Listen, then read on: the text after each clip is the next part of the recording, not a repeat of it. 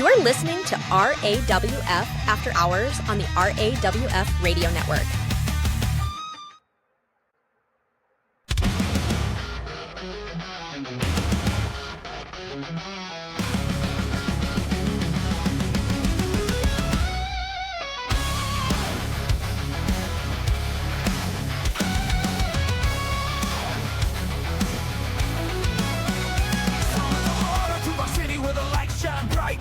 Up a ring and onto the mic. Golden locks, throwing chains on tight. I'll rule the airwaves, I own the night. Crank up the volume, feel the heat down. Turn up and dial, let me preach. Running this town with a steel cage smile. When the bell rings, I do it with style. I'm the Lord of Saturday night. One hand thunder, taking the mic. Bodies tell the truth, no fear, no fight. Bow down, cause I rule tonight.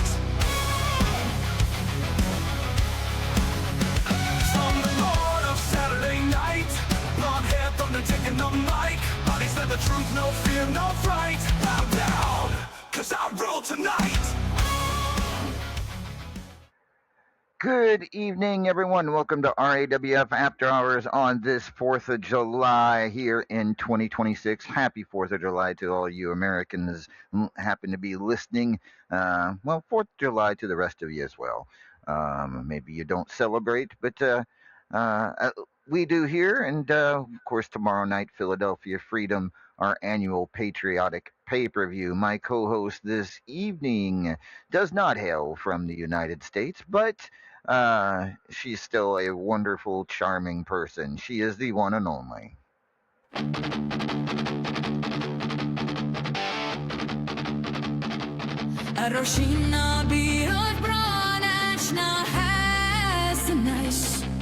Ta du ferden an røyvege som babet. Ta du brøyre tjeter, seilage seg trill her muresni hefle fion spajnekar morosinde. Ha gragam i målor døy til eveline nøys. Rak krasmag, lak krasmag, rak hird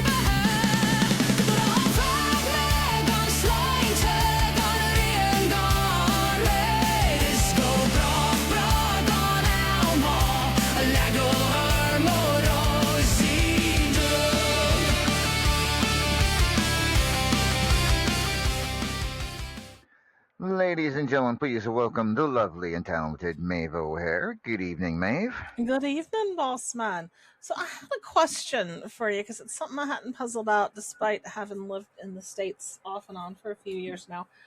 Why do you celebrate the birthday of your country by trying to blow up chunks of it? It's a good question, and I know there's a reason. I've heard the story before, but on the top of my head, I can't think of it. So I'm assuming it's supposed to simulate the battles that we've had, or to fight for independence. I don't know. I don't. As long as we're confused together, it's fine. Yeah, but it could be that, or I might just be making that up off the top of my head. Who knows? But at any rate, happy 4th of July to you. I know you've been here. You have lived in the States and experienced the fireworks many times. I've been here for the last several. I'm still not used to the heat, and it feels like it's just getting worse every year. Oy vey. And here in Philadelphia, it is hot, ladies and gentlemen. It is. It was in the hundreds earlier today, and I think it still might be, even though the sun has gone down. But we'll see. But we're in a nice air-conditioned studio tonight. Boy, do I appreciate that. Thank you so much, boss man. If we were trying to do this live from out on the field, I think I would have melted. Yeah, we're not going out on the field till tomorrow, and hopefully it's supposed to be a little cooler tomorrow. It's also supposed to rain. Well, you know what? We've got canvases for that. We do have a canvas. Everyone's match is officially a wet t-shirt contest. That's not a bad idea when you think about it. It's At better than any some of the ideas I've heard, like Jello wrestling. I, we used to have those in RAWF, not so much anymore. I can't People love. imagine how that fell out of favor. I can't imagine either. I don't know. At any rate, so with all of that being said, of course, as I mentioned, tomorrow night live from Lincoln Financial Field, it is RAWF Philadelphia Freedom, and it is the oldest pay-per-view we have. It was the first of its kind in our very first year. Just a couple months after we opened was our first Philadelphia Freedom. We did So skip. I'm curious, boss man. Yes. Um, did it happen to that you just happened to be in Philadelphia when you were doing that, and that's why it became division, or was it intentionally placed in Philadelphia from the start? So this is. I've mentioned before how RAWF before it came to Wrestler Unstoppable was actually an EFED, correct? You and so Philadelphia Freedom was one of the pay-per-views we had in the EFED, and so I Ah. just decided to bring it with us to But so we're Unstoppable. intentionally in Philadelphia. It wasn't just, oh, our Yes. first big pay per view happens to be in Philadelphia. I guess we'll make it. Okay. Exactly. So yes, Philadelphia Freedom actually predates Wrestler Unstoppable, and it goes back to the old RAWF EFED we did back in the day, and so uh, uh, unofficially, there's actually one more added that we can add to the amount of Philadelphia Freedoms there have been. But usually, when I discuss how many there have been, I talk about Unstoppable's version of RAWF. No, only. you should mention the very first one and give us a bunch of names that no one's ever heard of. I could remember some names from back then. I can definitely remember some I names. always love hearing about folks EFEDing days. So we'll talk about that. Maybe we'll talk about that later in the program. It looks like we might be thin on the ground tonight because everyone's off blowing things up and whatever. So maybe Right. we'll have some time after we've talked to our guests. Yeah, we could do that. That's maybe maybe we will do that later. But let's talk about the rankings if we can. Oh, let's do that. So you get to. I'm reckoning that's my cue. That is your cue. Why don't you give everybody an update on how the rankings are looking thus far this period? I would be happy, and this is the correct list that you've given me. This is Yes. This is the most up to date. This is up to the minute. Up to the minute. Updated. So if you finished a match in the last 5 minutes, bad luck to you. So these are the rankings as of today, the 4th, and this is 8 out of 12 matches. So if you do the maths, this is 75% of your matches. Do with that information what you will. So starting at number 25, we have Natalia Nitro. At number 24, one of the lowest rankings I've ever seen for someone who won extra points, Papa Shaker. At number 23, Claymore. At number 22, Denzel the Giant. At number 21, Honey Apples. At number 20, the man who refuses to open his mouth, Sasulu. At number 19, Rick Nelson. At number 18, because he refuses to shut his mouth, Steve the Stud Johnson. At number 17, Jobu. At number 16, Iceman Jer. At number 15, Miss how did she Booty Fatal? I think is how she said it. Anyway, Miss B, you all know who Miss B is. At number 15. At number 14, Ken Costa. At number 13, Luke Cage. At number 12, Teflon Shake. At number 11, I just saw him come into the chat a moment ago, Kenta. And now we're into the top 10. At the top 10, I know he's out there, Jason Richter. Number 9, Money Sue. At number 8, Chris Cage. At number 7, Diesel Warrior. At number 6, why aren't they here so they can stop whinging about it? Extreme Enigma. At number 5, more Corkra, the Paragon of Greatness. At number 4, I have officially heard from the man himself. It is pronounced Lee Legend. At number 3, Simply the Best. Number 2, Killer Neptune. And number one should come as a surprise to no one if you've been paying attention. Blake Bradley. So there you are. There are your top 25. Unofficial. Cannot use these to challenge as of today. Indeed, indeed. So let's take a look at that list officially there. 8 out of 12. So actually 2/3 of the way through. If it was 9 out of 12, it would be 75%. See, I don't do maths. I 66.67, whatever. Normally, I don't correct people on their math. That's the funny thing. But at any rate, if you didn't, more Corker would have. Yeah, fair enough. So yes, we are that's 2/3 of the way through the rankings period, and yes, you're right. That is a very low position for someone in the extra points. You know, I don't think it's ever happened. Maybe it might. If it has, it's only been maybe once, but I don't think it's ever happened where the winner of the extra points tournament did not make the top 25. I'm sure if it has, more Corker will let us know. Yeah, Paragon would probably be able to tell us if that actually has happened. Well, Sai, that's hard to say. I don't know. I actually should have started keeping records of who won all the extra points back in the day, but it's possible.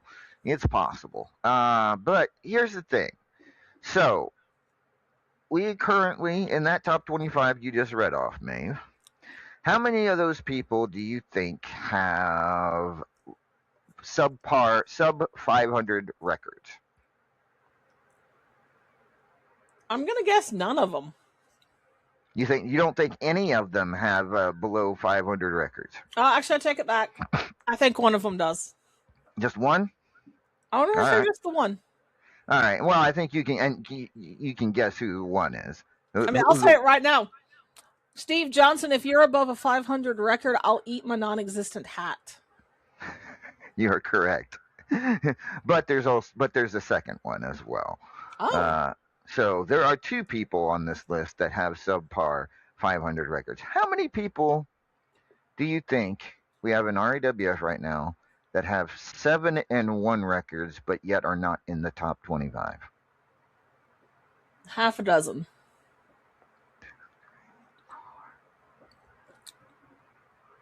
Close. 4. Okay. 4 people. And I'm guessing none of them open their mouths. Oh, I take that back. 3, because yeah. Okay, so a quarter dozen. A quarter dozen. 3 people, 7-1s. How many with 6 and 2 records are not in the top 25? 5.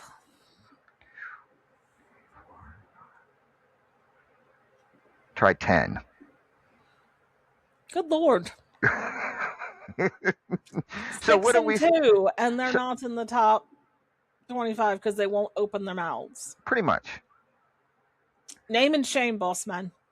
Name and shame. Who the other one is? Who the other 3 and 5, or some of the people there's 7 and 1. Some who's 7 and 1? I'm interested in that actually. Well, Natalia Nitro is at 7 and 1. She's top 25. Allie Knight, right behind her, 1 point behind her, is also 7 and 1. I was gonna say, Allie's been doing really well for herself match-wise since she came back. I've noticed a marked improvement. Yeah. The other 2 are Purgatory and Mancunian Maniac. Oh, I'm going to have words with Mank, because I told him that he needed to talk. So, yes. And then, like I said, a bunch of people at 6 and 2. And, yeah. For those of us playing at home, boss man, I know that the pay-per-view match is the last match of the rankings period. How far out from the pay-per-view drop-in do you still take scenes for that rankings period? Is it until the matches are over? It's until the matches are over. Although sometimes, let's say they finish their match and they decide to do a scene about the match, congratulating themselves or bragging, whatever, about the match, then I'll count that for the Philadelphia Freedom pay-per-view. Occasionally, though, there might be 1 or 2. Usually it's when I get to the final, once all the matches are over and I can score them. That makes sense. I'm just going to send a quick text message. Don't mind me. No problem. But so you heard that, folks. You still got time if you haven't gotten your scenes. Though an awful lot of you have, because I had to put down like a baker's dozen of matches from the last 3 days on my spreadsheet. Paragon, sometimes it's a judgment call on my part. Now, it doesn't happen very often, but occasionally it is a judgment call.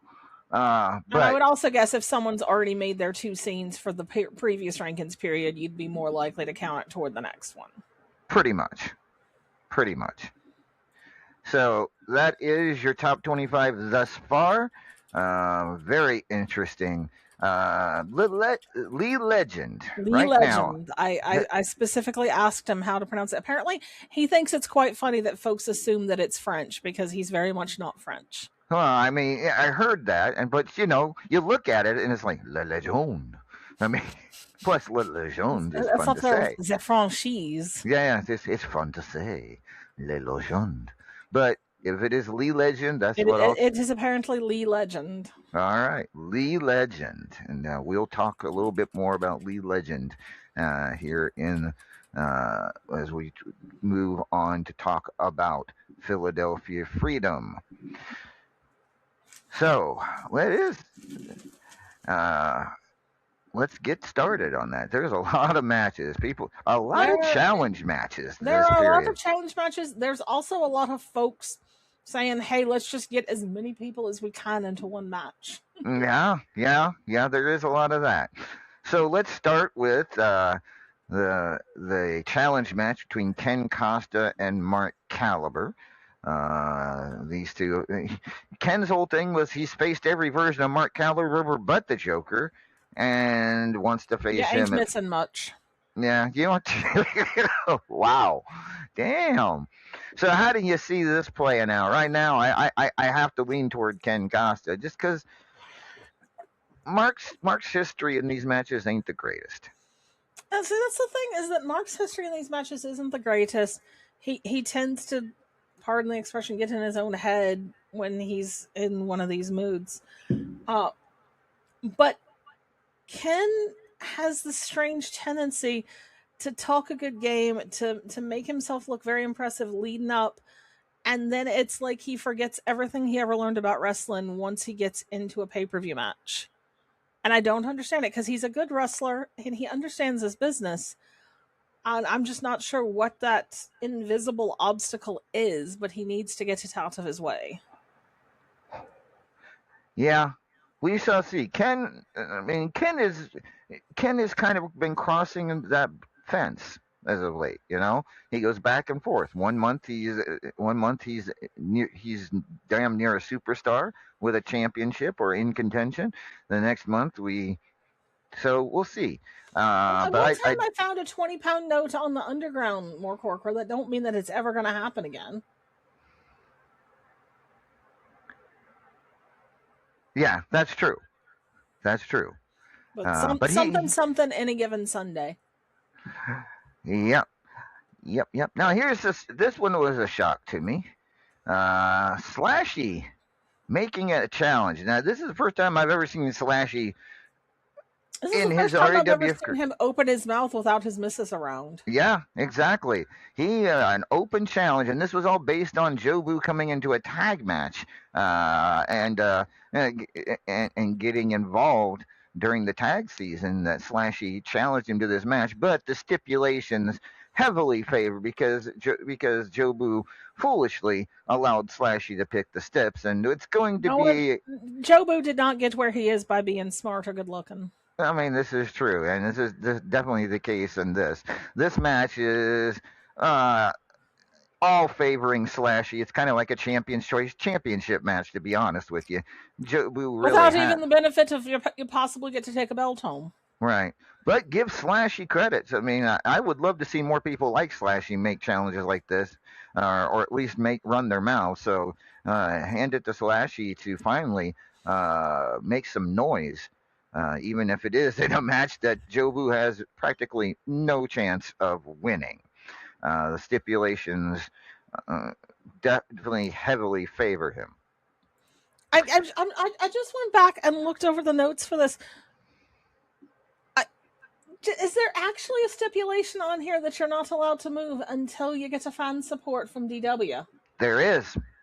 Neither of them can move until DW. So Slashy's gonna slap Jobu, and then just Jobu has to stand there and not do nothing until he get. Yeah, I mean, there's really no. I don't understand this, but I think this is going. I think we're going to hear more about this as time passes, after Philadelphia Freedom, because Jobu's not going to take this lying down. But he did agree, and he does have to abide by whatever steps Slashy put in. All right. Try not to cringe. The Roman Greco match between Extreme Enigma and Steve the Stud Johnson. The what, Bossman? Isn't it Roman Greco? Isn't that what it's called? It's Greco-Roman. Yeah, Roman Greco. That's what I said. Roman Greco sounds like somebody's alter ego. Okay, fine. So I have some changes to make tomorrow on these graphics. Roman Greco, Greco-Roman. You know, I mean, is there a difference? I don't trust either of those people to be able to find Rome or Greece on a map. I can't. So, where did I get Roman Greco from? I don't know. Acknowledge it. No. All right, so that's something I will definitely have to change, and will tomorrow before the show. Just leave it. I think it's appropriate. You know what? You're kind of right. That's also the most terrifying photograph I've ever seen you use on any of these in the long history of RAWF. I hope Steve. It is what it is. So yeah, a Roman Greco match tomorrow between Extreme Enigma and Steve the Stud Johnson. Also, we have another challenge match. It is Kenta versus Lars Hellstrom. The Swedish Wolf, Lars Hellstrom, taking on Kenta. And, you know, Lars has been, I think we mentioned this before that we came on air. Lars has been making a lot of noise lately, but not winning a whole lot. I don't know if he stands a chance against Kenta here. I think it depends on if Kenta's got help from Absolute Domination or not. I suppose. Something about the lone wolf dying and the pack surviving. It could be.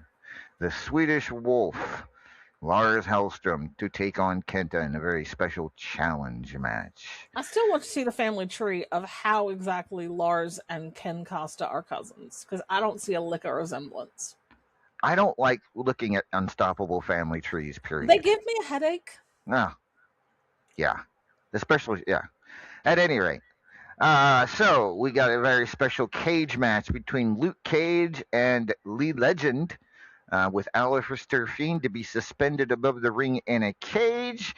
And it sounds like we've got a very special enforcer coming in for the match who we'll probably be talking to later in the program. I heard a rumor to that effect. Yeah.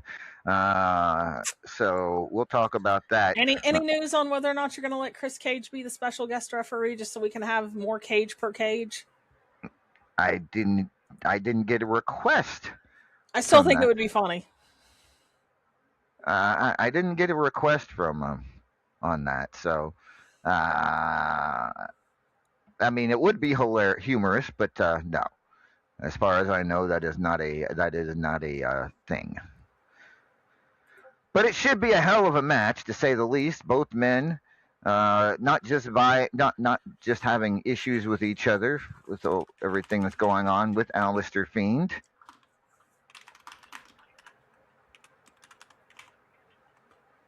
So, yeah.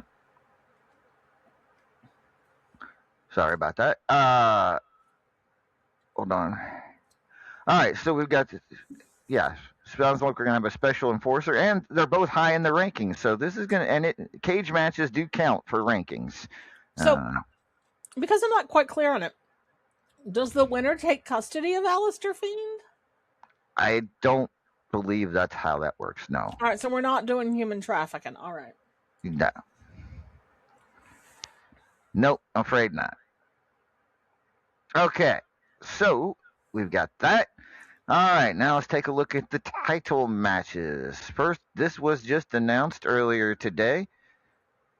And now that I think about it, should have gone to. But anyways, White Lightning Championship. Denzel the Giant will defend against Wildfire. Wildfire winning the High Voltage Invitational as per Cougar. Thoughts on that one, Maeve? So, I think the accepted wisdom here would be that Denzel's going to unhinge his jaw and swallow Wildy whole. But as much as it pains me to agree with him, I think McCorkle's got it here because Denzel went on an absolute tear for the last few months, really, in RAW. And now he just kind of seems to have stagnated. Like, he's just, he's very low in the rankings. He's not talking as much. He's kind of resting on his very large laurels. So I think that, especially given that Denzel is going to be involved in other matches at the pay-per-view, I think that Wildfire has a very good chance of becoming our new White Lightning champion. You think Wildfire has a good chance? All right. I think so. All right. Denzel's got a lot on his plate tonight, but when Denzel you hold always has a lot on his plate. Have you ever seen that man eat? But with all the titles he has and is going up for, he's right now he is one of the busiest men in RAWF, and tonight in Philadelphia Freedom that will be no different. So congratulations to Wildfire winning the High Voltage Invitational, which brings me to take a break from talking about Philadelphia Freedom and switching over to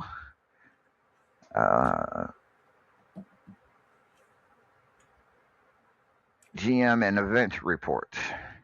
We'll get to our Philadelphia Freedom coverage in just a little bit, but let's talk about some event reports. And Maeve, I believe you have one right off the bat. Let's do. Although I saw English out there for half a second. But no, just wanted to announce that the newest round of RFC has dropped. We are down to 10 people, but it is still winnable by any of those 10. So, follow the rules, make sure you're talking, try to get fight of the night. Congrats to Jason Richter and Lee Legend for getting fight of the night this past week. And good luck. May fortune smile on most of you. All right. Next up, we have the Paragon of Greatness on the Ultimate Gauntlet. Paragon? Yep, Amadeus. You know how the Ultimate Gauntlet likes to ebb and flow? Sometimes we don't have a report, and sometimes we have a monster report. Well, today is one of those flow days because we've got ourselves a monster report. Last we'd kind of left off, it was when Strangleheart had run the gauntlet and became the new Ultimate Gauntlet champion. We started off the new leg with a match that at the time was a controversial decision. I had made a ruling about Davila, who had indicated may or may not have been inactive at the time. People had questioned if that should have been a legal start. I posited that she should have been. Turns out that was the correct call because Dev versus Dez was our first match. Dev pulling off that victory, earning a second match in the Ultimate Gauntlet. Davila would then go up against Wildfire. Unfortunately, that would be the end of the run of Davila as Wildfire would take over the Ultimate Gauntlet. Wildfire would then go on into a second match with Maeve O'Hare, our lovely co-host here, who defeated Wildfire, ending Wildfire's run at 1. Maeve O'Hare would then go into a second match with Roger the Pirate. Maeve O'Hare wins that match, breaking the streak of one and dones as she goes on to a second match with Killin' El Lobo. And Maeve O'Hare wins that match, going into 3 matches where she is now up against Lars Hellstrom.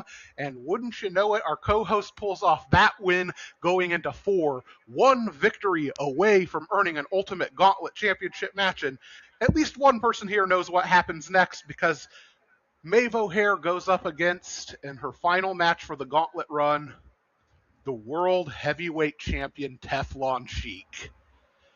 And Teflon Sheik ends the run at 4, stopping Maeve O'Hare just short of the Ultimate Gauntlet Championship match. And if you think that was already an action-packed Ultimate Gauntlet report and you want it to be done there, well, I'm afraid I've got some bad news, because we're only about halfway done, as the Teflon Sheik then goes in to fight DVT in his second match of the Ultimate Gauntlet run, and Teflon Sheik defeats Dick Von Thunderpants, going into match number 3 against Papa Shaker. And Papa Shaker, our extra points winner, ends the run of the World Heavyweight Champion at 2, defeating the Teflon Sheik.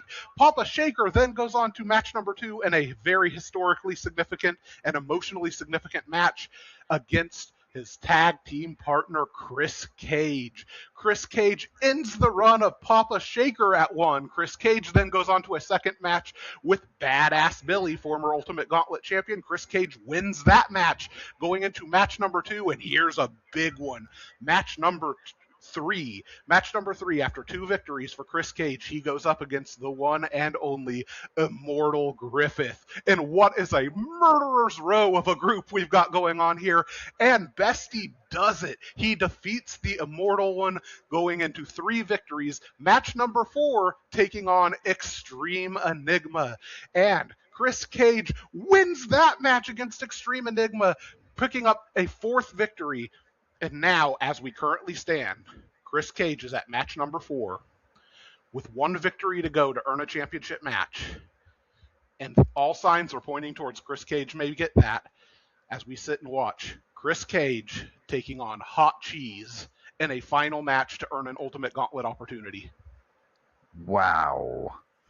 So you're saying that you quite possibly may have an Ultimate Gauntlet title match tomorrow at Philadelphia Freedom between Strangleheart and Chris Cage. If Chris is able to defeat Hot Cheese within the next 24 hours or so, then we very well may. All right. Wow. Incredible. The Gauntlet just going toe to toe. Some great stories. Great stuff, Paragon. Thank you very much. And we'll find out if indeed Chris Cage can run the Gauntlet. All right, reports from Unstoppabot. First of all, tag teams. The next season of tag team signups will end tomorrow, but it is still ongoing. Signups for the Extra Points tournament are still ongoing as well. That just opened, I believe, last night. And you probably have about a week or so to get into the Extra Points tournament. And as far as the current tag team rankings go, it is currently not official. There is 1 match left, still going in the current rankings period. But I heard a rumor that the winners may be the current tag team champions. And if that's the case, because they are the only undefeated team that came out of that, is coming out of that period undefeated. And if that's the case, that means they get to choose their opponents for tomorrow's Philadelphia Freedom. That last match that's scheduled should end by tomorrow's program. So we should know for sure, hopefully by tomorrow, who will be facing the tag team champions, Swords and Scimitars. All right. And as we mentioned, High Voltage, Wildfire winning this season of the High Voltage Invitational, getting her opportunity at the White Lightning Championship. And let me take a look. What was the White Lightning Championship match last period? Because it seems like that was the match. Was it not? Yeah.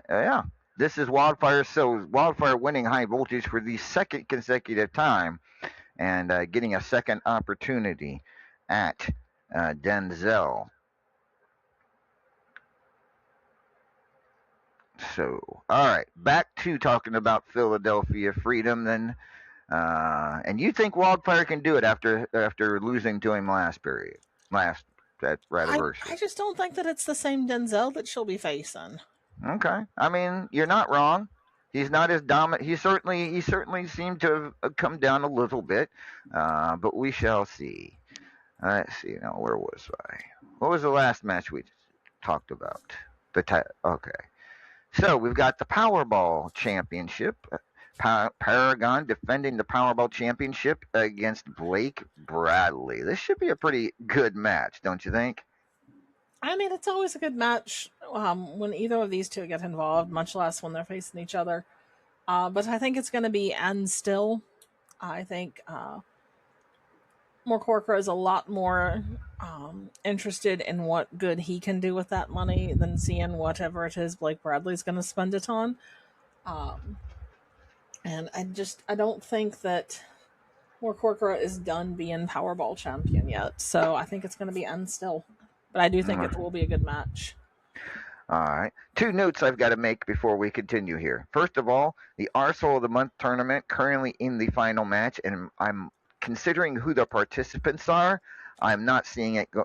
I don't see that match ending before Philadelphia Freedom. So the men's championship match will probably have to be postponed until the following superstars. Right now, it is Simply the Best taking on the current men's champion Blake Bradley in the Arsehole finals. Oh, that's going to go down until like the last 2 minutes of the match. Yeah, something to that effect. And also in the Hatfield and McCoy contendership match, Simply the Best taking on Chev. That match is probably not going to end in time either for tomorrow's Philadelphia Freedom. So that match Hatfield McCoy championship match will probably also have to be postponed till the following week. Let's see here. Continuing on, Aaron McFadden's choice for this month's Champions Choice Championship match was Papa Shaker. And if I remember correctly, the Stips are, again, Aaron is kind of, he likes to make it sound like it could be possible, you know? I have to remember what exactly the Stips were. I have to go back and look at the message, but I will let you. Let's just say this one is. I think Papa could possibly have an opportunity here. What are your thoughts?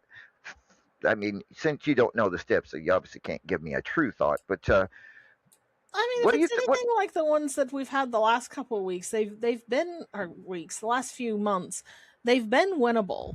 But that being said, I've given winnable stipulations on that belt and still retained. However, this is Papa Shake we're talking about, and depending on if he decides that he thinks being Champion's Choice champion sounds like fun, I think that there is a fair to middling chance that he's going to go ahead and just take that belt from Aaron, given that he's not being handicapped quite as strongly as some people have been in the past. Yeah, I agree. We'll see. I mean, he's been Champion's Choice champion.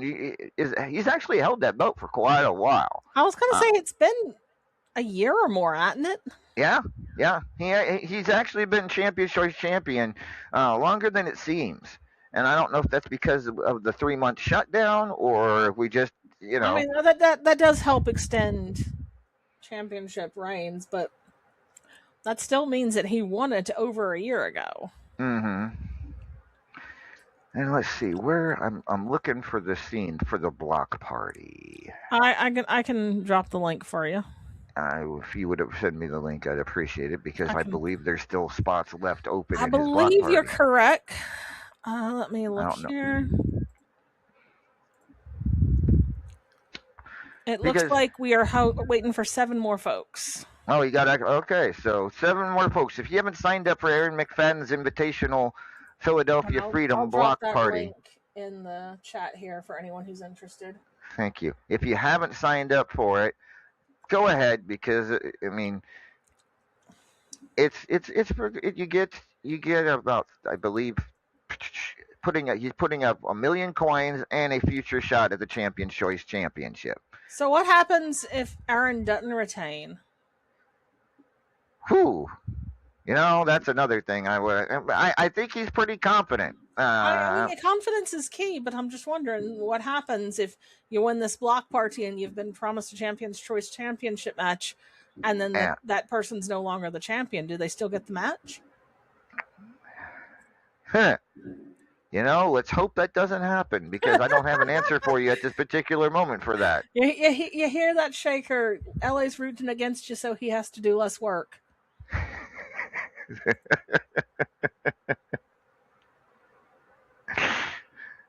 All right. Let's assume part of every ice cold stip is you must honor the block party title match if you win. Huh? Well, I mean, we'll see if we can enforce that or And not. I mean, and it could be a moot point because he could go out there and beat the blonde off a Shaker. I don't know. I think he probably will. But then again, who knows? Maybe he is getting bored with that title. Who knows?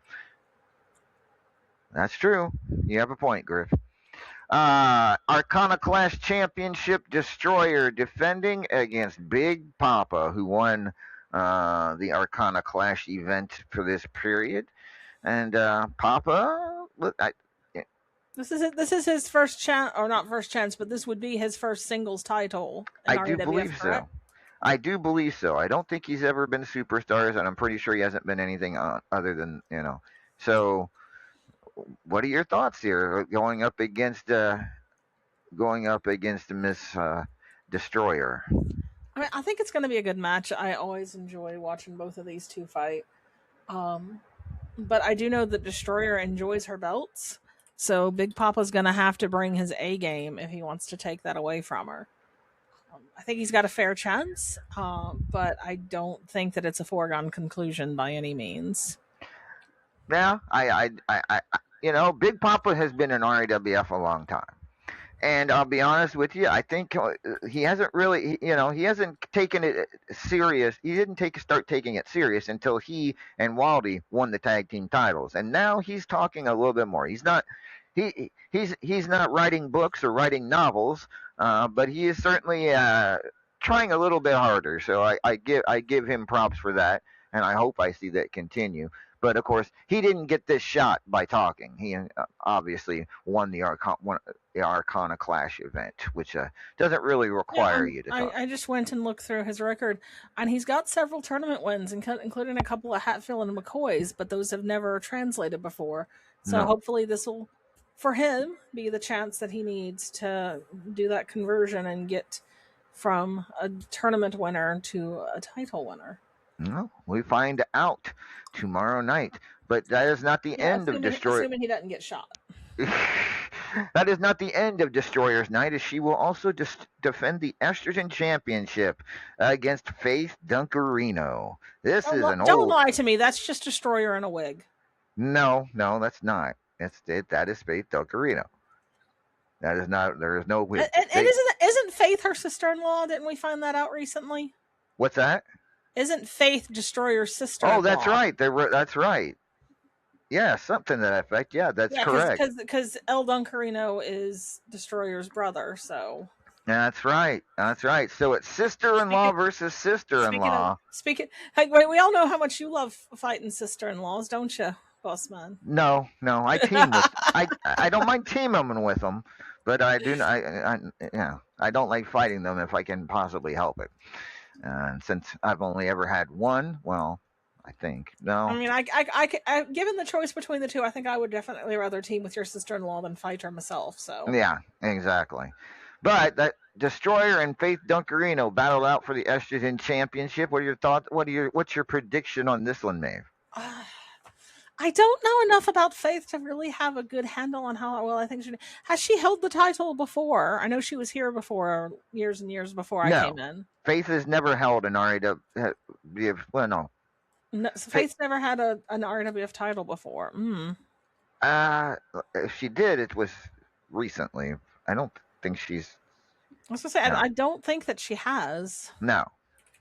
She's come close. She had a match for the Hatfield McCoy, I think, a couple months ago, and was unable to wrest that title away. She was either in a Hatfield McCoy contendership match or she was in a title match. I'm pretty sure it was contendership now that I think about it. But anyways, this is Faith's first true chance in an RAWF championship in her career. Well, I don't like picking against Destroyer because I like all of my bits where they are. But I have been impressed with what I've seen from Faith, so I think it's going to be a good match. I think it's going to be a close match. I'm going to predict Anu, but I'm not going to be at all surprised if I'm wrong there. All right. That's right. You're right, Sai. You're right. I did. Just another one of those blonde moments. Anyways. I take it you hadn't put that back on the soundboard. Nope. And I'm not going to. I tried, folks. I tried. Then we have for the Multimedia Championship the problematic Michael Brewer defending against Menifee. And this one's another old school matchup between two legends here in Unstoppable. What are your thoughts? Honestly, I have my own reasons for wanting Menifee to win that have nothing to do with how appropriate I think either of them would be as a multimedia champion. But I do think that having Menifee as your multimedia champion would be a boost for ratings. You think? I think so. And not only because she's easy on the eyes, though of course she is, but Minnie just has that presence about her. She makes people want to be involved in what she's doing. And I think that is a good quality for a multimedia champion to have. And I think that she could do some interesting things with it. So for a variety of reasons, I'm hoping that we hear Anu. What do you think, Boss Man? I love Minnie. I do. But we all know. We've heard you talk to her on the radio. That has nothing to do with it. I'm just saying, you know, she's a legend. But Brewer, I've known him a long time as well. Why on earth are you offering to give French? First of all, I read that wrong. I thought that were free French something else sessions. But I didn't know that Kenta spoke French. If he does, then kudos to him. But I think I'm leaning towards Brewer retaining. I think it's going to be Ann Still, at least for this one. Because I know Brewer, when he got a title, he is tough to beat, and I think you kind of got a bit of that at Radiversary. I certainly did. Not that I'm bitter, and I'm pretty sure that we are going to get to that in a little bit, Sibel. But I will put a pin in that just to make sure that we do circle back to it. If Boston doesn't have it, Miss B having an open challenge out for tomorrow. Oh, that's right.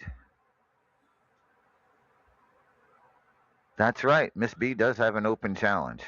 So did you, didn't you? Or did you? I didn't make a scene for it, but I did talk about it last week. Apparently, no one were listening, so I will see what Randy has for me tomorrow. All right. Speaking of, where is he? Shouldn't he be here by now? Well, once we get through the match, the matches here, we'll bring him in here for the. I was going to say, make sure he's not like babysitting fireworks or something. All right, Triple Crown Championship: the Immortal Griffith, Kenta, and Wildfire. I figure I'll ask you your unbiased opinion here. My unbiased opinion. You look at that graphic and you have the cheek to ask me for my unbiased opinion. Mm-hmm. I assume you're saying. Do you think I don't know which side my bread's buttered on? So we're going with. In seriousness, even if he weren't my tag partner, I would pick the Immortal Griffith here because I know how much he loves holding on to titles, and I also know how annoyed he is with somebody in this match who does not have red hair. And I always prefer it when he's not annoyed at people with red hair. All right. Yeah. I mean, I'm not going to say any different because I mean, Sibel's just accepted my open challenge. All right. So is that official then? Is that who we're going with? I mean, the two people who spoke up are Jason Richter, who I don't. It's hard to say because I fought him more times than I can count back home, but I've also fought Sibel more times than I can count. Can I have a triple threat match? Hmm? You don't need a triple threat match. I tried. You know, we're not going to go with. So it's Cy and not Jason, right?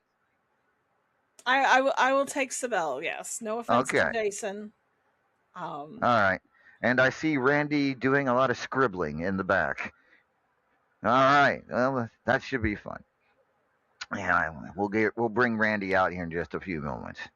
Fubar City Championship. It will be Teflon Sheik defending against Dr. Kent. Uh, the good doctor is a tough one. I'm starting to suspect that he's not really a doctor. He doesn't look like a physician. No, what physician walks around with?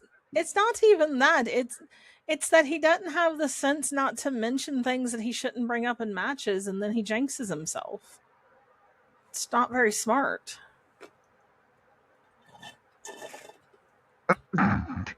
What? I was watching the chat. I just cheated Jason out of a threesome. Apparently, I'm sorry, Jason. I'm sure you would have. This is not that kind of pay-per-view. Yeah, that's not that. This is. You don't need any help with that. I've heard your stories from the road. I don't. At any rate, Sheik versus Dr. Kent. Who do you think walks away with the Fubar C Championship, Maeve? Can they both lose? No. Are you sure? Yeah. What if a truck from a U.S. Mint, because there's a U.S. Mint in Philadelphia, what if a truck from a U.S. Mint stopped in the middle of their match and dropped 10,000 pounds of dimes on them? Then they would both die. The title would be vacant. So, yes, I suppose in that way they would both lose. Or 5,000 pounds of quarters. It makes no never mind to me. I'm rooting for the U.S. Mint truck. That's my official pick. All right. So, in other words, you're passing on make a prediction here. I think it's going to be Ann Still, and I hate to say it. Yeah, I have to agree. All right, Midnight Hobo Championship. It'll be Iceman Jared taking on Blake Bradley. This one's going to be fun. I was going to say, didn't we just see this match for a different title last month? I don't believe so. Was this not the men's title match last month? No, the men's title match last month was... I might be hallucinating. Blake versus Chev. Okay. Chev was the last person to challenge for the... And then Iceman also defended against Ken Costa. I know he's been doing interstitial defenses. Yeah. Give him credit for that. He's one of the he is. There aren't very many champions who do that. No. So credit where it's due. And hold on to it. So he's fought some of the best too, as far as this Midnight Hobo run. Does it come to an end tomorrow night at Philadelphia Freedom, though, against the man who right now is the number one ranked wrestler in RAWF? I mean, this is going to be Blake's rankings match, isn't it? Yes. So not only does this match mean that he becomes Midnight Hobo champion, but it also helps him stay in a position where he can go after the world title. Correct. Oh, I don't like Jared's chances. I really don't. Yeah, I mean, now that you bring that up, especially since Blake's probably not going to have to defend the men's title tomorrow, right? I mean, he is challenging Paragon for the Powerball, but I mean, that's not. I mean, yeah, would it be nice to have a little extra coin in your pocket? Of course, but given the importance of this match on multiple levels, if this isn't Blake's full focus, I'll be surprised. Fair enough. For the national championship, Denzel the Giant defends against Simply the Best, who is the longest reigning national champion. How long has he held that belt? Who, Denzel, or how long did STB hold it when STB, how long did he hold it? Because it were a long time. it was a very long time. It was about a year and a half. So I'm bringing it up right now. I was going to say, because how many people have held it since STB lost it? Just two, Killa Neptune and Denzel. Killa's held it the most times, correct? No. What am I thinking of? You're thinking Platinum Dragon. That's the one I'm thinking of. But here's the stats here. Simply the Best held the title minus the 90 days for the outage last year, 456 days. Those are some threshing machine numbers. Yeah, that's exactly what it was. That is a record that probably will never be met. It shattered the record that Chris Cage and Lady Vex held at 217. So I was gonna say that's more than twice as much. Good lord. However, I didn't realize this until I was updating spreadsheets earlier today. Did you know that Denzel is one of only 4 people? Denzel is actually tied for the most times holding the national title at 3. He is a 3-time national champion. Nobody's held it. 3 other folks who have that record with him. There are 3 other folks that have hold that record with him. 2, one you know, and 2 you probably aren't too familiar with. So 2 of them were before my time. Yes. Are you going to tell me, or do I have to guess? Oh, I just wanted to know. Do you want to guess, or you just want me to tell you? Is the one I know Vex? No. Okay. Vex only held it twice. Twice. All right. Well, I guessed. Okay. So the one you could have guessed if you thought about it was DW. I'm like, yeah, that checks out. And then the other 2 are Pebs and Mordred Nightwalker. All right, well, at least I know those names. At least it's not like you pulled one of those names out from like the early days of the world title. It's like, who on earth is that? Right. At least I've heard of both of those folks. I've met one of them. Right. But yeah, so Pebs back in the early days of RAWF when it was the Wild West and we were defending titles every week. Every week? Oh, yeah. A lot Saints of these preserve us. A lot of the titles were defended every week or every other week, and Pebs won the title 3 times. Well, I mean, I guess if you're getting a shot once a month. Yeah, something to that effect. So at any rate, that was just an interesting fact that Denzel. I mean, again, I've said earlier on that I think that Denzel is on a little bit of a, I don't want to say a decline, but he's kind of plateaued for now. He seems kind of happy where he is. But I think part of that being happy where he is that he's going to want to hold on to the national championship. So I think it's going to be a good match. I think it's going to be a close match. I think it's going to be a long match. But I think it's going to be end still. You think so? I think so. I lean towards STB on it, but I've been wrong before. We shall see tomorrow night. This is definitely one of those where it could easily go either way, and it's not going to be a surprise or an upset no matter who wins. Definitely. Unless, like, a mysterious third person comes in and somehow becomes the champion. That would be surprising. That would. Not going to happen. Somebody wanted to be a third person in that match. There's always someone who wants to stick their nose in where they don't belong. Unfortunately, that person was not eligible, even though Denzel was willing to add that person. That person was not eligible. I will say, Denzel has been generous with his titles. He had that match against Sassy or Honey. Honey apples. Yeah. And yeah. so and kudos to him for taking that challenge. Oh yeah, it's braver man than me. So I think it's interesting that as we've been seeing some, not necessarily new names, but some different names come into the title scene, we've also been seeing folks who are more willing to take those risks for good or ill.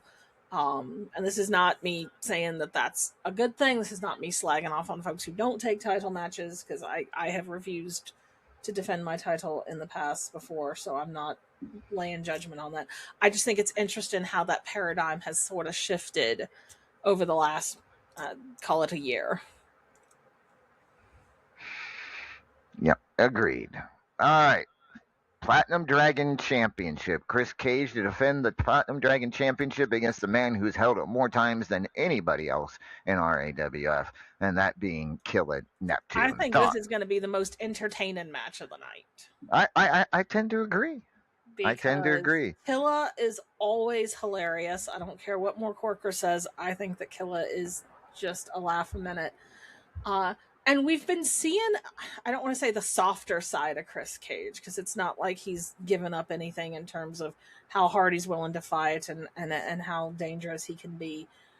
But he's lost some of that edge, and I want to say that I attribute that positively to Destroyer's influence.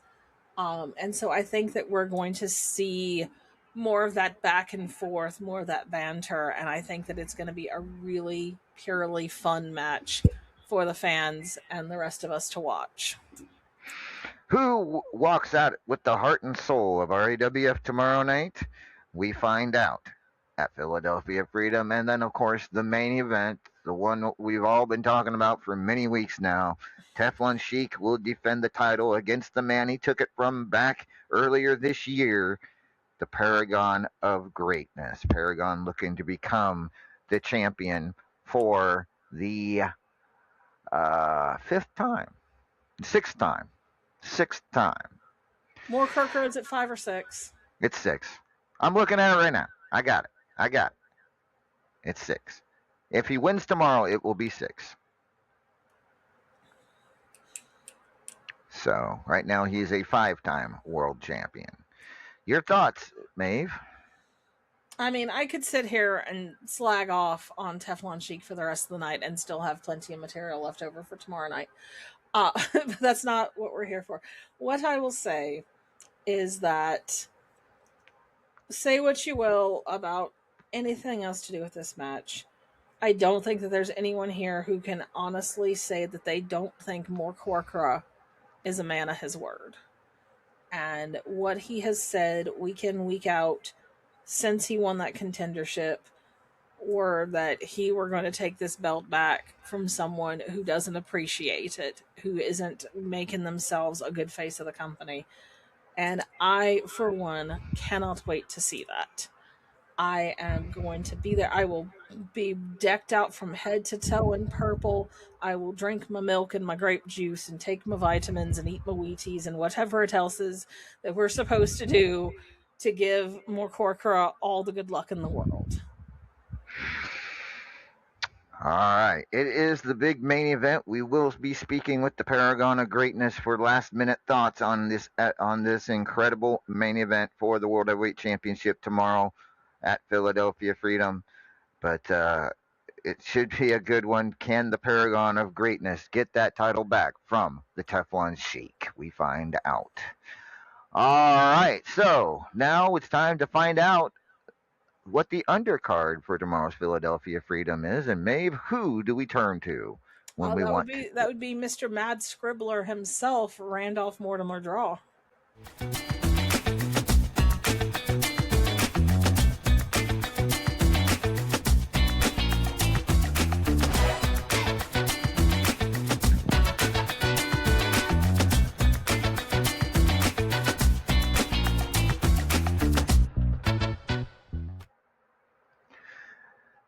Okay, so I got still change this here, change this there, change.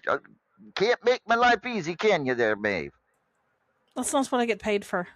Oh, good Lord. So let's say, so you are taking on Sai tomorrow, correct? Yes, Sibel has very graciously accepted my open challenge, so we'll be facing off tomorrow. So I could change this. Your original opponent was Miss Honey-Apples, which I had, but that's no longer valid. So change that. And then Mr. Richter will be taking on who? Wait. Oh, yeah. Jason don't have nothing to do with this. Well, guess what? He slides into the match with Ms. Honey-Apples then. because guess who his original opponent was supposed to be? Were it Sibel? It was. So I guess we're swapping, Jason. You and Mr. Richter there kind of swap partners for tomorrow, if you know what I'm saying. Well, DVT's going to be awful upset to hear about that. There, you better be careful there. All right, so we've got Maeve O'Hare taking on Cy. We got Honey Apples taking on Jason Richter. We got some other great matchups tomorrow. Claymore taking on Money Sue. Both of them in the top 25. That could be pretty key. Natalia Nitro taking on Allie Knight. And they're right now, both of them in the they're right there, because I heard LA say that she was like right after Natalia in the rankings, so that one could be pretty big. Mancunian Maniac taking on the Redneck Avenger. That's pretty ironic, don't you think? You know where I'm going with that? Because RA won't shut up and Mank has been basically silent this month? No, because it's America versus England. Well, here's hoping for a reversal of fortunes, because I can't root against Mank. Oh, well, anyways, Mancunian Maniac taking on Redneck Avenger. So Miss Beautifatal put out an open challenge, you say? Did she get anybody? Well, isn't that your job to find out, Randy? I mean, I don't see where she got that. I don't think she got anybody. So, because of that, she's taking on Sassy Applebee's tomorrow. Well, that should be a good match. So that's going to be a good one. Papa Shaker takes on Rick Nelson. Extreme Enigma. Is he here tonight? Are they here tonight? Enigma, are you there anywhere? No? No, you hadn't heard any whinging, have you? No, I haven't. Guess Enigma takes on the Perfect German. Hobo Ezekiel will take on Joe Boo. Cicely will take on Chev. Magnificent Michael take on Roger the Pirate. Olivia McGinnis takes on Kitty Kabam. Slashy to take on Lady Evilita. Marquise Desaad takes on Evan Deadly. Fusion Skull takes on Starlight.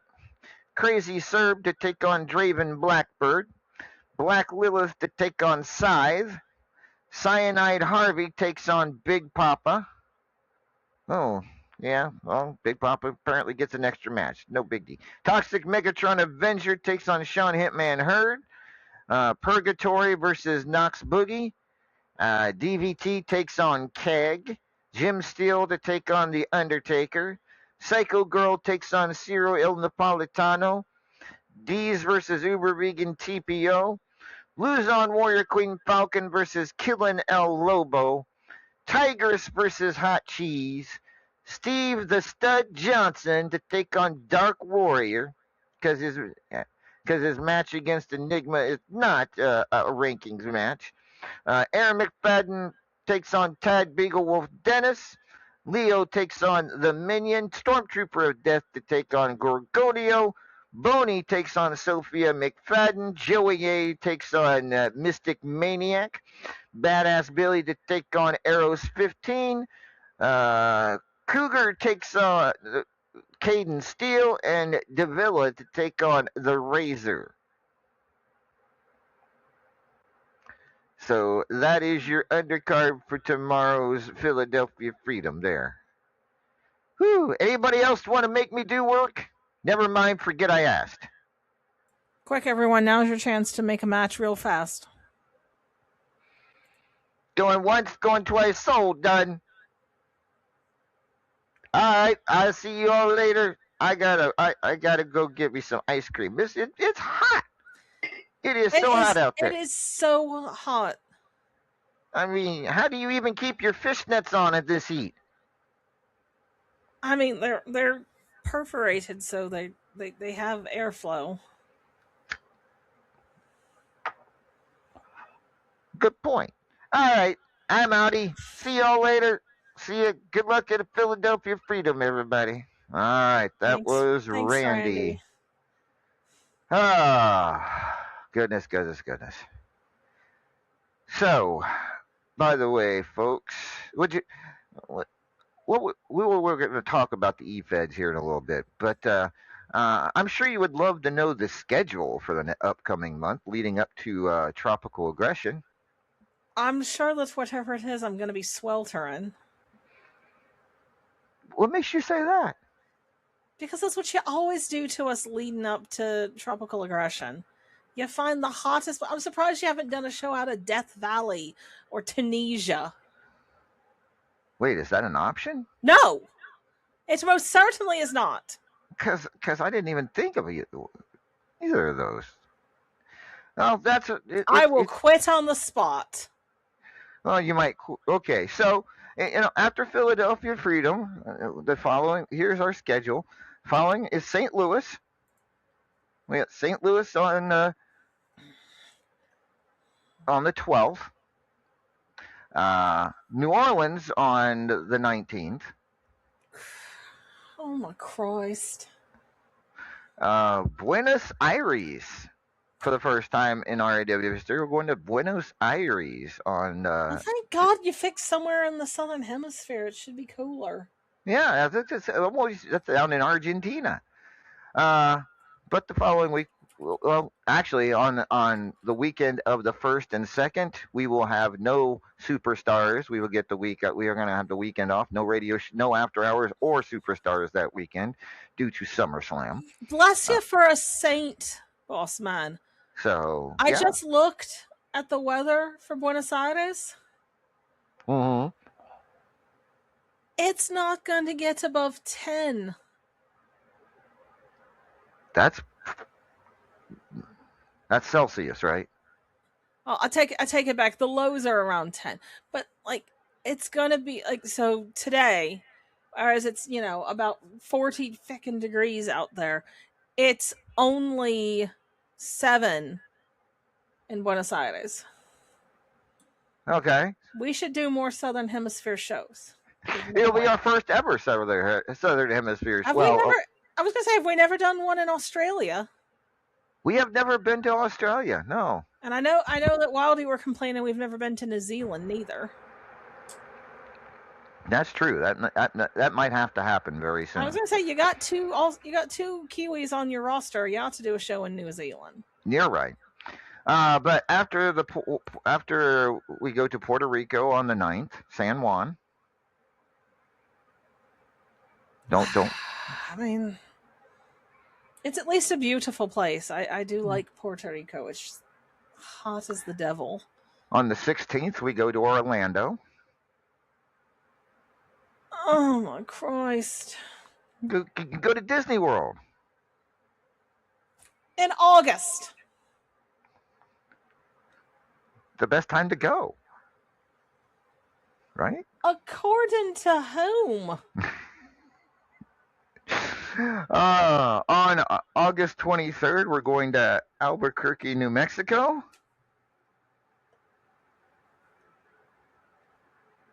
And then finally, for tropical aggression, we're going to Mexico City on the 30th of August. Well, that'll make Vacant happy at least.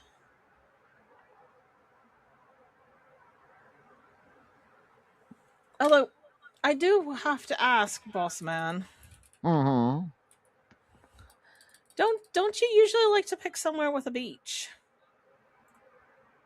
Doesn't Mexico City have a beach? No, it's in the middle of the feckin' country. Oh, well. So, I mean, I'm sure they've got lakes down there. I mean, I'm sure they've got fountains too. What's your point? So that's where a tropical aggression will be in Mexico City on August 30th. And then after that, we'll see. But yeah. And get your suntan lotion and swimsuits ready, folks. It's gonna get a little warm here over the next month or so. Swear you do this on purpose because you're secretly a sadist. I don't know about secretly. I don't like to ask questions about things like that. At any rate, that's our schedule for the upcoming month. I'll have the logo for tropical aggression made and have it for everybody tomorrow night, which we will be live, ladies and gentlemen, tomorrow night on the RAWF Radio Network for Philadelphia Freedom at 7 p.m. Eastern Standard Time. 7 p.m. Yes, because Okay. unfortunately, I'm just making sure. unfortunately, my it. manager has to work on Monday, so Ew. yeah. My Well, holiday. that's totally fair. I just wanted to make sure because I know usually we go a little later. So mark that down, folks. That is 7 p.m. Eastern. That is 4 p.m. Pacific and midnight Greenwich Mean Time. Yeah, and tomorrow night we should apparently are going to have the fireworks display by Extreme Enigma. I'm so used to someone else doing that. This is the first year we've had somebody other than you know who do it. So should I be nervous, or do you think maybe this guy is this person is a little more competent than our last one? It depends. Is star fuel flammable? I have not. I don't know either way. We'll find out. Best to watch from a distance, just to be safe. All right, I am concerned then. I will be concerned. All right, we're going to take a quick song break, I think, here before we get to our visitors for the evening. When we return, the likes of the immortal Griffith and the Paragon of Greatness will be speaking, and we'll talk to you all in just a few minutes. This is RAWF After Hours on the RAWF Radio Network, 4th of July edition.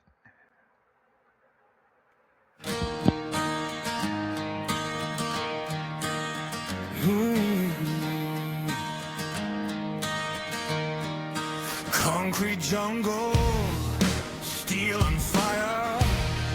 Every punch, every score fuels the desire. Crowds are screaming, the city ignites. Tonight we fight, no backing from the heights. Hear the bell, it's the call to war. Adrenaline pumping, blood hits the floor. No chains can bind us, no cage can hold. We're breaking the limits, fierce and bold.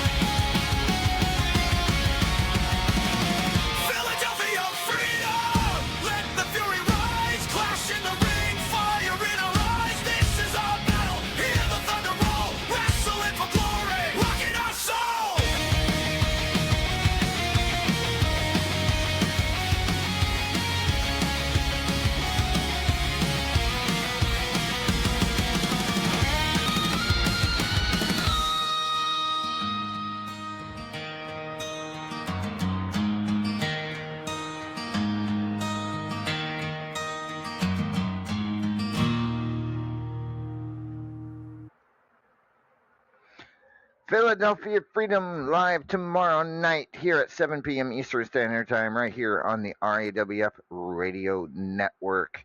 And some huge things going on. Been a lot of Philadelphia Freedoms over the years. This one seems pretty stacked, though. So quite happy. Let's start by talking to the man who will challenge for the World Heavyweight Championship tomorrow in our main event. Ladies and gentlemen, please welcome the one and only.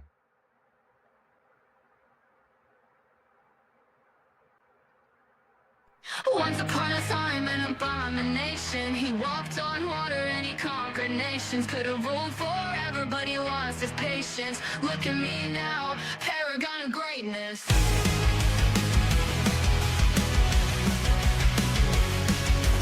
First of the fallen and last of the old gods. No use fighting because you can't beat those cold odds. Beginning of time and the end of days. Civilizations crumble under his gaze. Alpha and Omega, the wrath of the God King. Paragon of greatness about to pin you in that ring. Once upon a time, an abomination. He walked on water and he conquered nations. Could have ruled forever, but he lost his patience. Look at me now, paragon of greatness.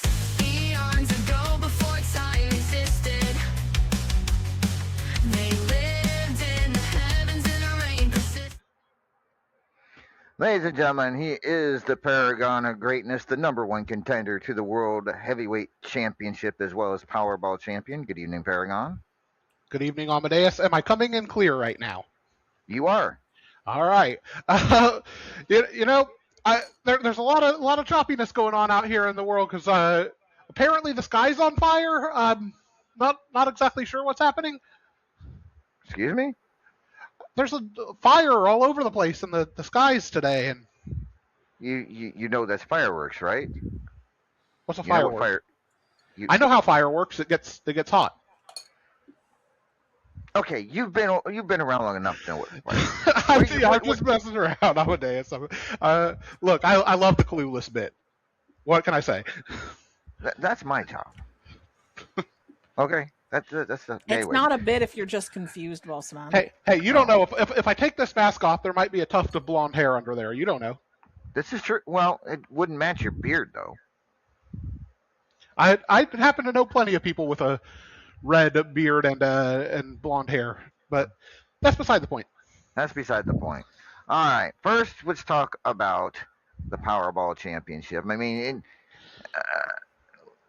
you versus Blake Bradley. How much are you focusing on this match when you know what's coming up after that?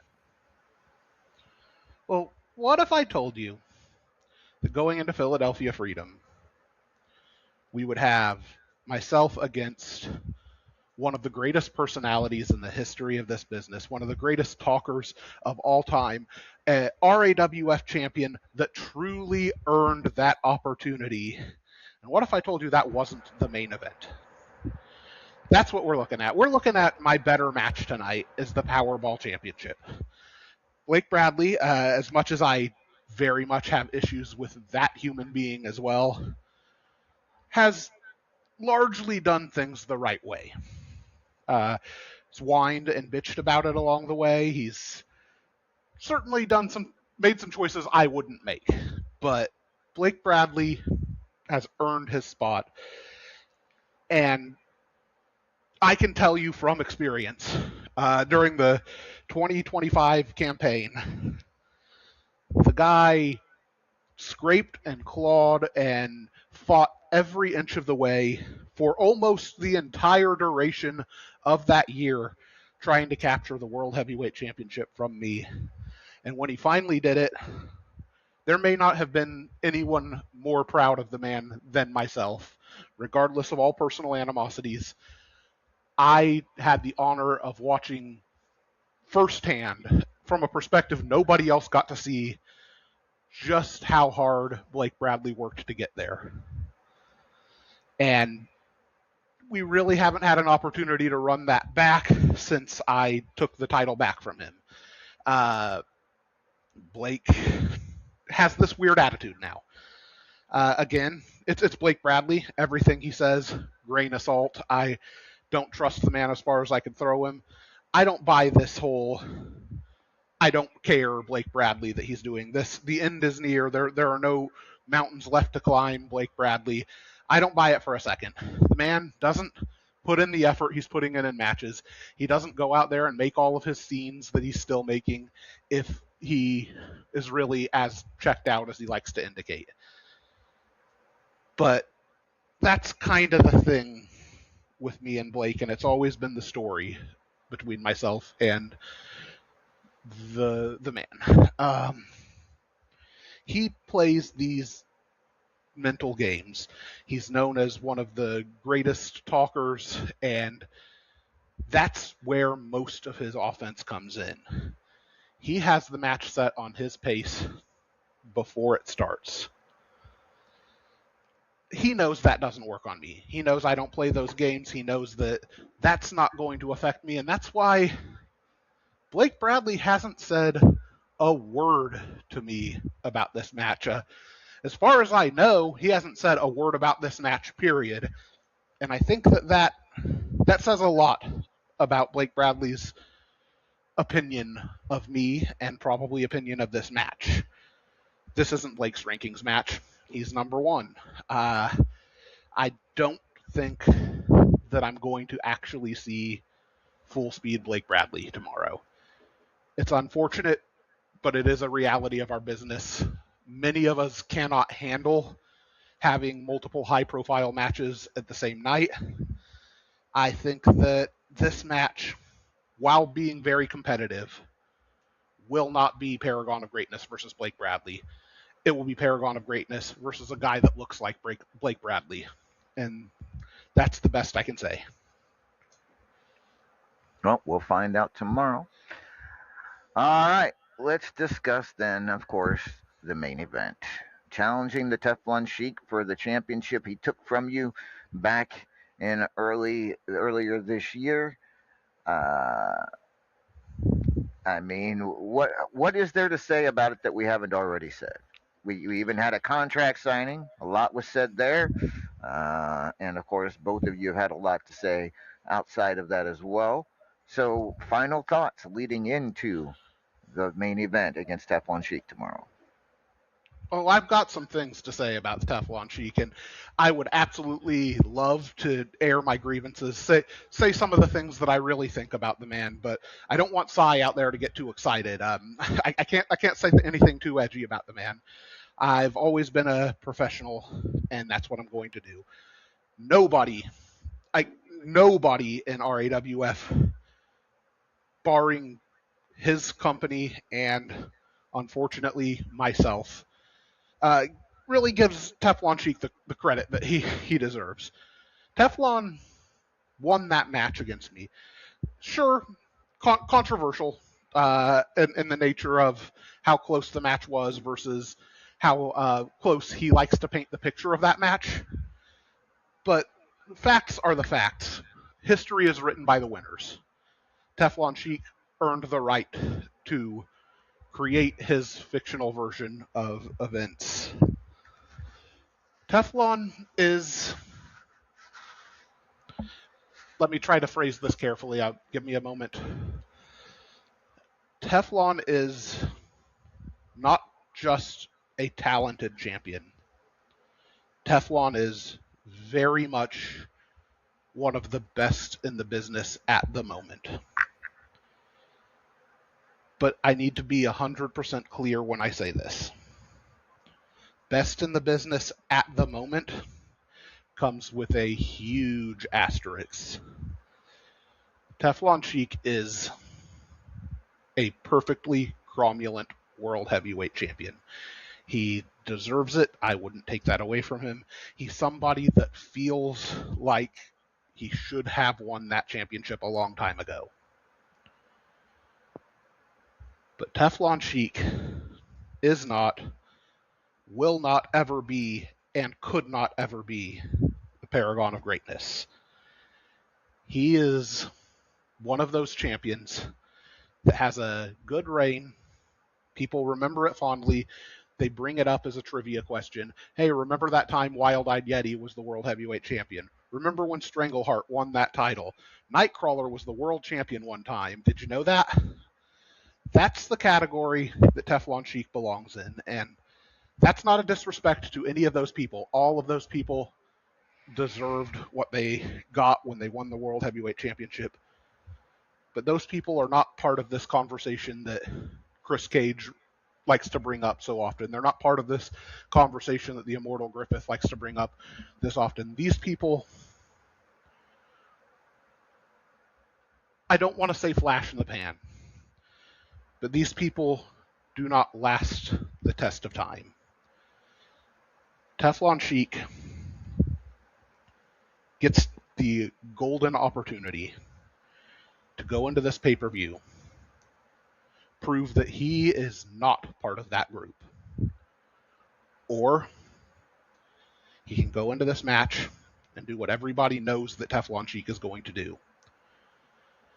He's going to thoroughly be embarrassed and then take an easy route out of the match by either walking out of the ring or pretending like something else happened, calling upon a friend perhaps to create some sort of facade of interference so that he has an escape route and a way to save his image.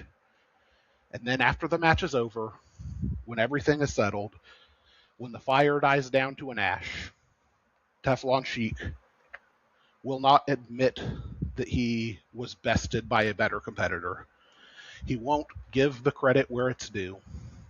Teflon Sheik will say that he already achieved what he was trying to achieve.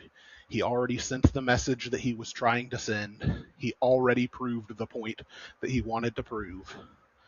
He'll say this as a way to justify the fact that he cannot get back to the mountaintop. And he will walk away with his sycophantic group of followers and the people who want to see the world burn. And he will convince them that he has done what he came to RAWF to do, and he doesn't ever have to be the champion again. That's what he does. That's the way that he behaves. That's what's going to happen at Philadelphia. All right. Maeve, anything you'd like to ask Paragon? Oh yeah, I wanted to ask, is there a specific shade of purple that we're supposed to wear when we're cheering you on tomorrow? Look, I'm more of a fan of the royal shades, you know? All right, I will keep that in mind. And where do you want to go have your victory dinner? I mean, if let's say this. If I am victorious at Philadelphia Freedom, free chalupas of greatness for everybody for the whole month. Vacan's going to be busy. Vacan's not going to like that. But I'm not saying that. I'm saying that they're on me. Vacan's going to be making a okay, I was going to say, hold on a second. Vacant might have a problem with that. All right. Well, then, I think it's all been said. I think all the talking is done. And tomorrow, someone's going to have to back up that talk. Will it be the Paragon of Greatness winning the world title for the 6th time? Or will Teflon Sheik retain once again, to the surprise of everybody? We find out tomorrow at Philadelphia Freedom. Thank you very much, Paragon. Thank you.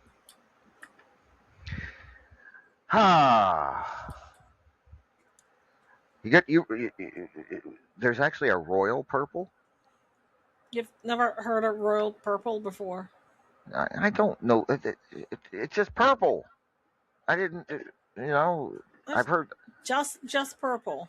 There's light purple, dark purple, and regular purple. That's the only colors I know. You'd never heard of grape or aubergine or violet or lilac or lavender? First of all, I don't drink aubergine. No one does. It's a vegetable. Oh, what's that stuff that the old people drink, or young little kids used to drink? Ovaltine? Yeah, and that. Oh, yeah. Okay, I guess that's not. That's not purple. That's like brown. Isn't there a periwinkle too? Is that another shade? Periwinkle's a shade of blue. Okay. I'll That's take why your it's word called. for it. It's why it's called periwinkle blue. All right. Well, I never heard of that. Anyways, moving along, ladies and gentlemen, let's bring on your Triple Crown champion defending tomorrow against Kenta and Wildfire. Ladies and gentlemen, please welcome.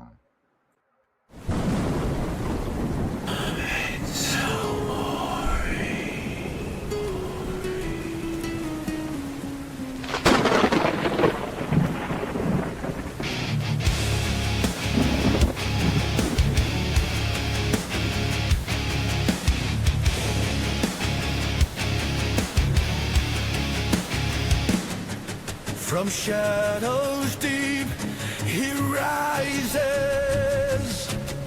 a warrior born of fate. We're still in his eyes, the tempest shall not wait. Memento mori, the call echoes through the night. His spirit will not fall. Ready for the fight. Griffin Davian, the immortal one, eternal champion. His war's never done. Hunter of monsters, affection of one. In a world that's broken, he stands with none. The tempest rages. His head held high. An immortal legend that will never die.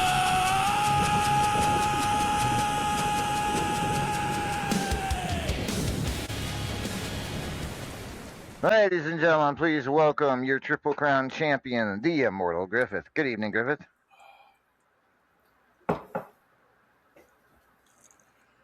Griffith? Griffith? Can you guys hear me? I can hear you. I can hear you. That would be because you muted me, sir. Oh. Sorry about that. How you doing tonight, Griff? Sorry, Chris. I came on and I said the line, but he had me muted so you couldn't hear me. I'd offer to let you sit on my lap, but it's too bleeding hot for that. I'd crush you. I've had vacant on my lap. I could hold you. Kinky. All right, well. Anyways, did you have fun last week? Yeah. I mean, let's talk about this match with Steve because I know you're excited about that. Let's see. First, you hit him with a fist of the Immortal, followed by a concussion protocol, and then ended it with the Memento Mori. You just went all out on this guy. Yeah. I mean, I've had some people talk to me like, look, I get that medical, has to deal with these things after I do them, but like I've never actually had them approach me before and be like, could you not? Like literally, head of medical walked up to me and that's what he said. Could you not? The fact that I could have pinned him after the first one, like that's not what? So what? Like I told him that he needed to learn a lesson, and I also said that I needed to send a message to someone else. I believe I accomplished both. You know what? Look, I gotta tell you.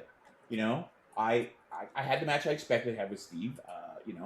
But I will give him this. He's getting better. He improved. I actually had to, think about it a little bit before I kicked him in the face. And the real thing I'll give him credit for is that man took 3 of the most devastating headshots in this industry, and he showed up for work. Like, as far as I know, he had a match midweek, and he showed up. He did his work. He didn't medical cleared him. He's still working. He's here. He just walked out on medical. He keeps saying they're quacks. Either that or he's been talking to a bunch of ducks. Well, I mean, I did hit him in the head really hard. It's completely possible he saw ducks. I mean, I've heard weirder. All right. Well, speaking of ducks, one of your That's opponents. a great segue, actually. I had to take it. One of your two challengers, currently kind of fascinated by ducks and wildfire, and then of course the other challenger, Kenta, for your Triple Crown Championship tomorrow. Who should be trying to duck me?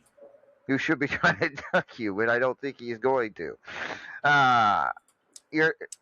What are your final thoughts about this match? We've talked about it quite extensively. I think it's a good match. I definitely have been watching more tape on Wildfire of late, and I'm very happy I have. She's definitely a very different person in the ring from back when we were entangled. So, yeah, I think it's going to be a good fight. I obviously intend to walk out as I walked in, the RAWF Triple Crown champion.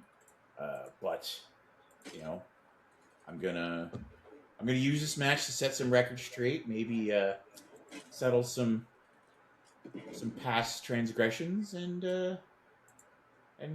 get a payday. I do like a good payday, and I don't mean the candy bar. All right. Well, it should be a hell of a match between you three tomorrow. Yeah, I what kind of else? want to address something. It's funny because I don't really listen to our blowhard of a world champion because he just spouts garbage. But I don't 100% know because again I didn't bother to go back and watch it. But apparently he did some interview this week because my phone blew up and it was like an RAWF trivia game on my phone. Because I started getting all these questions like, is it true that, you've only won one match over the last 5 years against this person? Is it true that this is the case? Is it true this? And I was like, false, false, false, false. And I finally looked at Horatio because he tends to pay attention more around here than I do. And I was like, what? Do you have any idea what's going on? And apparently the world champion, and this is what I think is funny. Here's how I know I live rent-free in that man's head. Rent-free. Because I don't pay attention to the crap he spews until people bring it to my attention. But he clearly made sure to listen to what I had to say last week. Because apparently he spent quality time in his promo this week that should have been focused on the second most dangerous man active in the RAWF today. Big Purple. The man who, if he shows us up, will be 6-time world champion. 6 times. Like, that's impressive.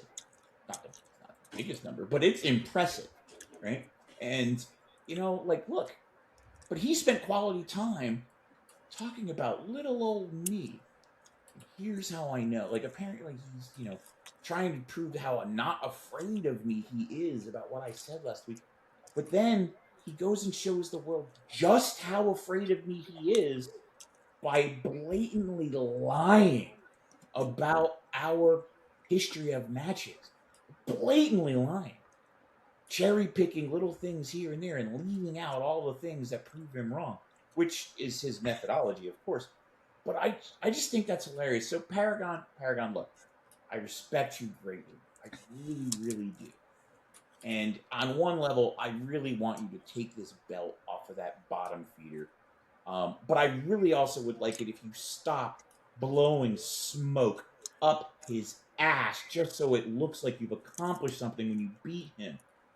Just go and do what everyone, including you, knows will happen, which is you will slap him down like the pretender he is.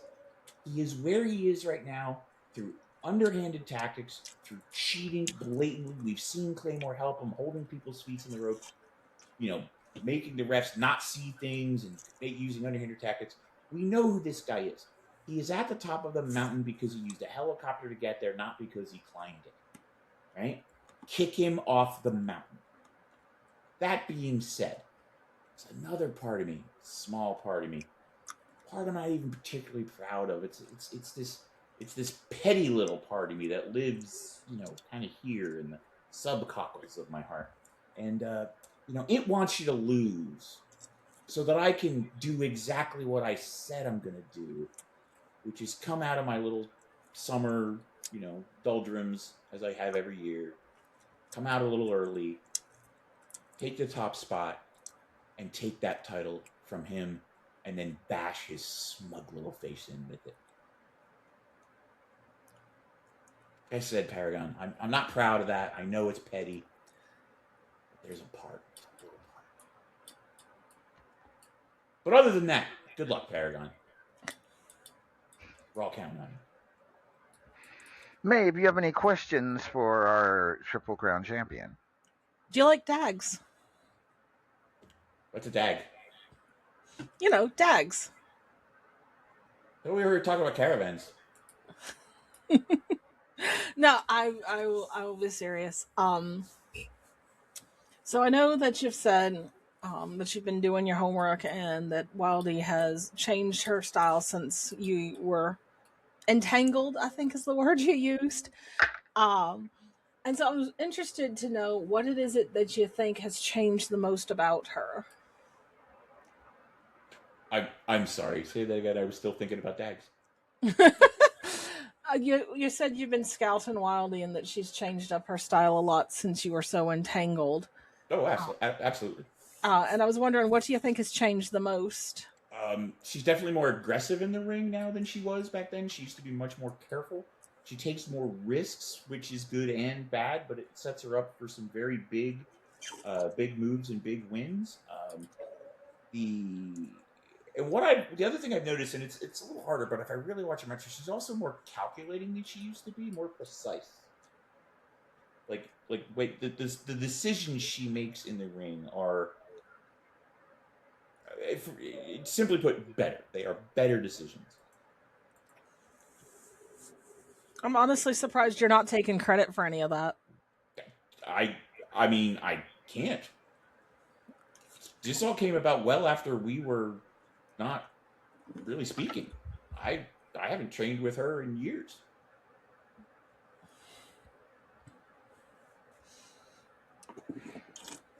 All right. I mean, not like I was giving her a skill injection. What are you trying to say? You said it, not me. All right. Well, Griff, I'm. You good? I'm. You right, Blondie? Yeah. Sorry about that. What did you ask him that he? What did he think of? What is it? Dags. Dags. Dags. Dags. A DAG is a mathematical modeling structure using computer science, statistics, and data engineering. Is that what you're talking about? No. Do those come in Periwinkle Blue? I mean, yeah. I think they can be any color you want them to be. Clearly uncultured Irish. I mean, he is blonde. Anyways, with that being I said, recommend that when you're done tonight, you go home and you get back to your hotel room, and you go online under streaming and you find a movie called Lock, Stock, and Two Smoking Barrels. And then follow that up with Snatch. Oh, and also follow it up with Snack. They go very well together. Hey. It's a movie title. We're not telling you to order a hooker. That's a very rude thing to say about Sasha. Extremely. I mean, yeah, but anyways. All right, Griff, thank you for your time tonight. Appreciate it. Well, say hi to Sasha for me. Good night. Here's your hat. What's your hurry? Anyways. So before we get to our next caller, let's talk. You wanted to know about the some of the people we had in the early days of RAWF, right? I did. I were interested in who were your big names during your EFED days. All right, so let's see if I can remember, because it has been a while. But I do remember, first of all, guy who was the world champion for most of the run for RAWF was this big, large guy named Dirge. I'm sorry, did you say Surge or Dirge? Dirge. Oh, okay, Dirge. like a funeral march. All right. Yes, that's exactly what it was like. And I tell you what, he could talk. He could talk. I would say, I would love to see see him versus the Paragon of Greatness, because that would be a talk fest. There would be no shutting that matchup. But yeah, he was one of the more dominant people. We also had some other folks. Let's see. There was one. We had the Iron Chef. Like, what were to wrestle and cook? What's that? He could wrestle and cook. Yes, he could, and he actually defeated Dirge for the world championship not too long before we had to shut the EVED down. But so yeah, we had the Iron Chef. Oh gosh, there's those two are the two that I remember most. And were this back when you were just Amadeus before you were Lord Amadeus? I wasn't even Amadeus then. Scandal. That's how long ago it was. That was before I came, that's before I started calling myself Amadeus. Wow. Anno Domini. But at any rate, yeah, it was a thing. It was fun. But those are the two names that popped to mind for me when we. And I'm assuming that no one else made the transfer over to WU. No, but none of them made the transfer to WU. It was just yourself. Yep. And a certain chief of security. Yep. Yep. And a certain chief of security. Yeah. So yeah, that was pretty much what I remember. Now, funny enough, the other I said Philadelphia Freedom. Our other pay-per-views, we had like 5 of them, I think, in total. Philadelphia Freedom's the only one that made it to Unstoppable, if I remember correctly, because we had. Was it? It was I don't think it was WrestleCade. Might have been WrestleCade. Was our big one.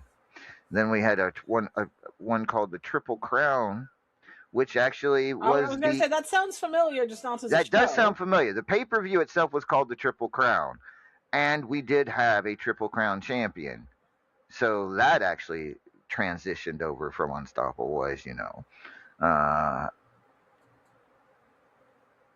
That was a tournament of all Triple Crown triple threat matches too. It was fun. That sounds like an awful lot of work, though. Oh boy. I do not think that concept would transfer well here. You'd have to start working the show the day before. Well, I mean, we could do it. It would just take a while. That's all. And actually, no, you know what? It actually wouldn't be that bad, because if you look at a certain event that we occasionally have in RAWF, it's kind of like that. Well, yeah, but that's not the whole roster. True, but I don't know that it was I can't remember if it was the whole roster. Plus, the roster for that early RAWF was not near as large. I was going to say, I'm assuming you probably didn't have 80 plus people. No, it was probably more like 20, if that. So, yeah.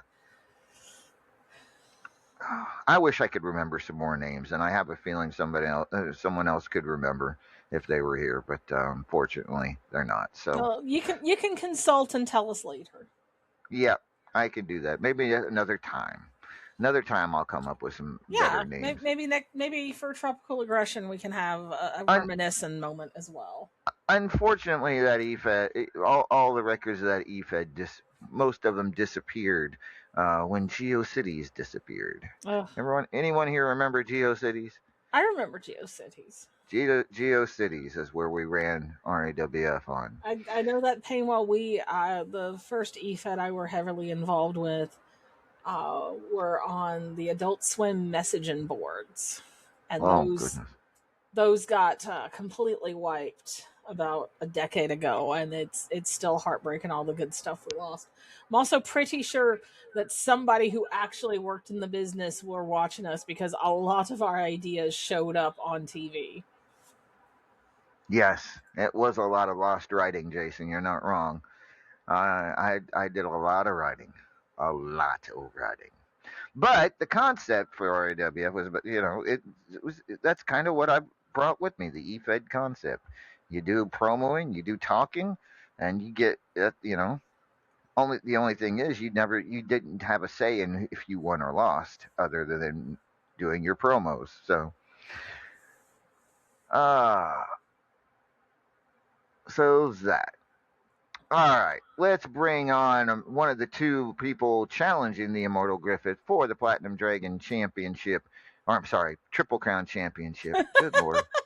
You're just handing out belts. Killa's I'm gonna be so handing mad things at me. out. All this reminiscing, it just didn't work for me. Ladies and gentlemen, please welcome.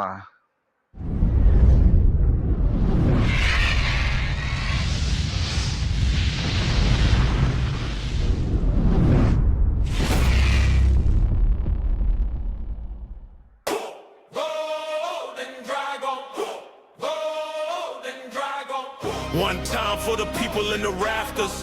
One time for the ones that they laughed at. Yeah. Yeah. Walking down the ramp, gold scales on my back. Every step heavy like I'm dragging all the past. They said know your place. You a footnote kid, now the headlines. Flaming my fist, I took every cheap shot, every boo, every loss. Turned it down to a crown, made a throne from the cars. They built a glass ceiling, I turned it to sand. Now it's dust on my boots when I raise my hand. You feel that rumble? That's the tide getting loud. Every scar on my knuckles is a promise to the crowd.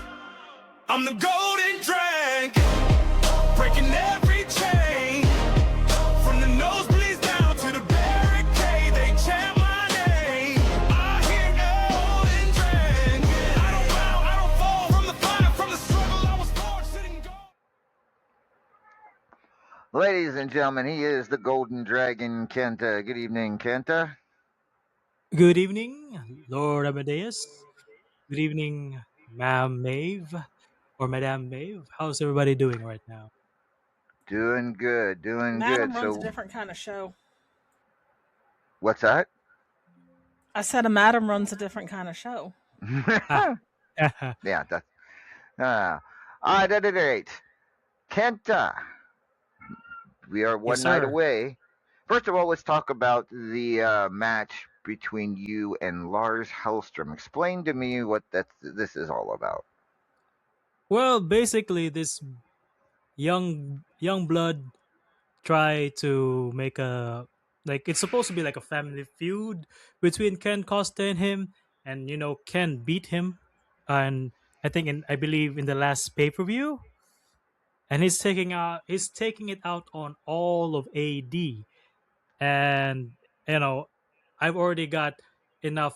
I've got a name already. I've got a big reputation, one of the best wrestlers in the company. So what better way to get his cousin's attention than to fight his tag team partner or attack his tag team partner? So this was supposed to be like a family affair, and it turned out to be a big thing. And sad to say, unfortunately, Ken Costa got caught in a crossfire, and I believe he's being pulled out of RWF activities in the future for now. But yes, this is more than just me whipping some young blood's ass. This is me trying to put this family feud, supposed to be a family feud, I'm gonna put this to rest, and I'm gonna teach him not to mess with AD and not to mess with the Golden Dragon's chosen family. Wait, did you say Ken Costa is going to be out for a while? I believe so. He was bodied really bad in the bus that Lars was attacking in our AD bus. Because he has that match against Mark Caliber tomorrow, right? Well, I don't know if he's gonna come, but who knows? Ken Costa. But unfortunately, I have no idea as of now. All I know is that he got attacked and he's badly injured. Well, let's hopefully I'll have to look into this and see exactly how serious his injuries are. I did not hear about this. All right. Well, let's move on to the Triple Crown Championship. You heard the words of the Immortal Griffith earlier. Uh, so it's your turn now. What do you have to say about this?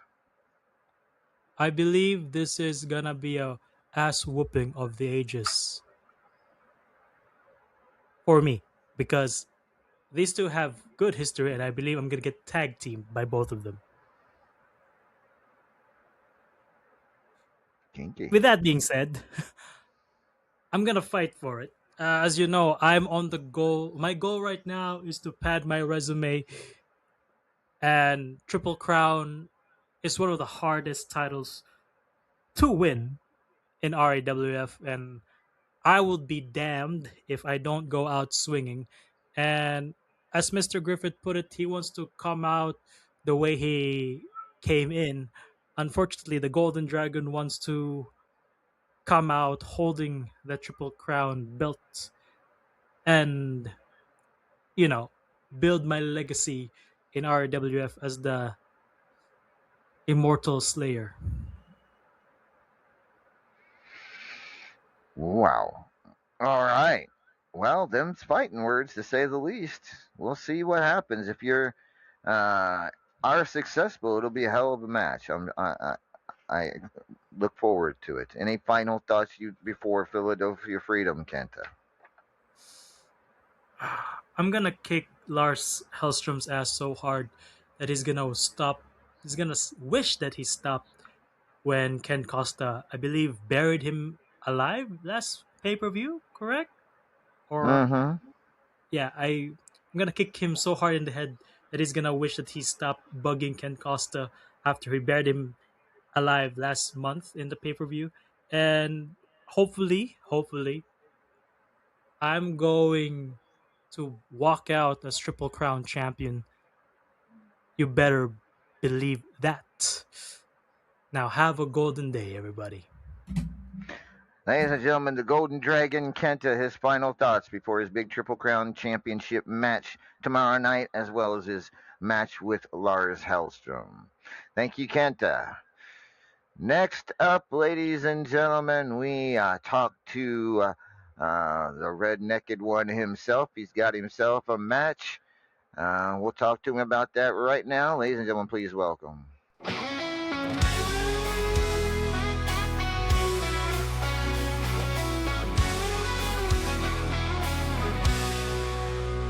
Boots hit the dirt, stealing my stare. Six-pack of engines, I don't fight fair. Rattlesnake blood running through my veins. Mess with the best, you'll be feeling the pain.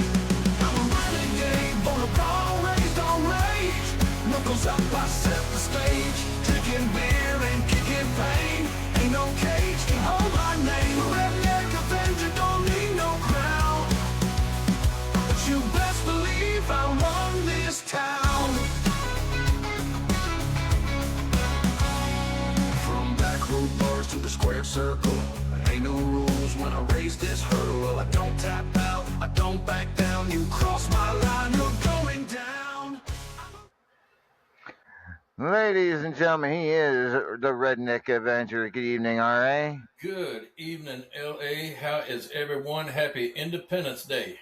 Happy Independence Day to you, R.A. How'd you celebrate? I'm surprised you're still standing. Well, there was only so much tanner at the feed store, so we blew through that pretty quick. But I was watching them fireworks out there at DC. Just they're going on right now, and I tell you, I got a freedom bone a dog couldn't chew.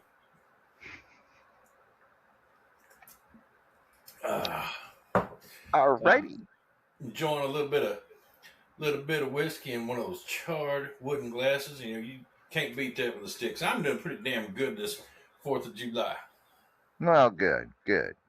So tomorrow at Philadelphia Freedom, as I mentioned to maybe, as Randy mentioned, it's kind of ironic. You taking on the British as you take on the Mancunian Maniac.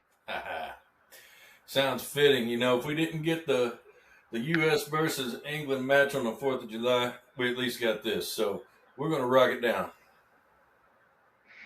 Yeah, at least we got this. Talk about. Do you know Mank very well? Yeah, I fought him in many places, many times, and he's got some good ring sense. But America. America. Maeve, anything you'd like to ask RA? Well, I can't pretend to be impartial because you know that Mank's near and dear to my heart. So I will just encourage you to remember that he's also Black Irish, and don't hold the British part against him. He can't help that. That's all right. That's all right. Did you say that you're drinking out of a charred wooden glass? Yes, I am. I never heard of such a thing. I hadn't either till someone special got that for me. It's just wooden cup, and they char the inside of it, so it's perfect for whiskey. So you're almost drinking it out of a barrel. Ain't that a mini thing? barrel. Huh. I'm gonna have to look more into that. That might be something I could get from my dog. Yeah, get him something like that, because that's going to work with your Irish whiskey, and that's also going to work with any Scotch that they like too. Scotch is most of the time that's peat that's in there that it filters through, but it's a darn fine thing. I do purely love a peat filtered drink. I can't help it. It's in my DNA. Yeah, understandably so. And my little redneck self likes it too. And again, it isn't too much alcohol that I don't like. What about yourself, boss man? Had you ever heard of charred wooden cups? Oh, sure. Am I the last one to learn about this? I feel so left out. I mean, I've been over to RA's for barbecues before. He loves them charred wooden cups. Yes, sir. That's how we serve you up that good Tennessee whiskey. Yep, absolutely. Yeah, you should try it, Maeve. I think I'm gonna look into it and get one for my dad for his birthday. I think your dad would cry tears of joy once you got him some of these. Get him a set of those, and hey, you done made the man's life. Well, I'm already the favorite because I'm the only child, but it never hurts to get a little more favor. Well, it doesn't hurt. Yeah, you can hedge your bet. You're the favorite that he knows of. I mean, like, wasn't he in the British Navy at some point in time? Christ, no. My dad's been a wrestler my whole life and then some. Oh, okay. I thought he wound up doing a little bit of time in the naval services, because they go to certain islands where if that were the case, you might have a brother or sister you didn't know about. Don't let my man hear you say that. Well, he's pure as the driven snow, apparently, since he didn't soil himself with that, and that's good. That's a good mark on the man. I do purely love my dad. Next time we're over in Ireland, you'll have to come by the school and meet him, and maybe you can tell him that you're the reason he has a wooden drinking glass. That sounds like a perfect idea. Next time we're there, most definitely will stop by. All right, did you get into that block party, Aaron McFadden's block party? Oh, I saw a little bit of that. I was tabling it for a second till after the show where I could give it the attention it deserves. So I'm gonna hop in on there. I'm always good for a RAWF block party. We're down to needing 6 people. 6 folks. 6. Count them 6. 6 Right. people. 6 spots left in the block party. Well, I guess Don't make me join it. Don't make me join it, folks. Get in there. Don't you threaten them with a good time. Yeah. Right. Maybe I should just get in there. Screw it. You just think of how much Excedrin 1,000,000 coins could buy. That could buy a little Excedrin. That could buy some Excedrin, no doubt about that. That'd get you at least for 6 months. Uh-oh. Y'all hearing that? I did hear it. I've been hearing it most of the night. Oh, Well, we can't. We gotta make the tribute. Whoa!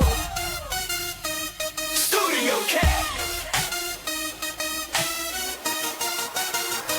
Studio Cat!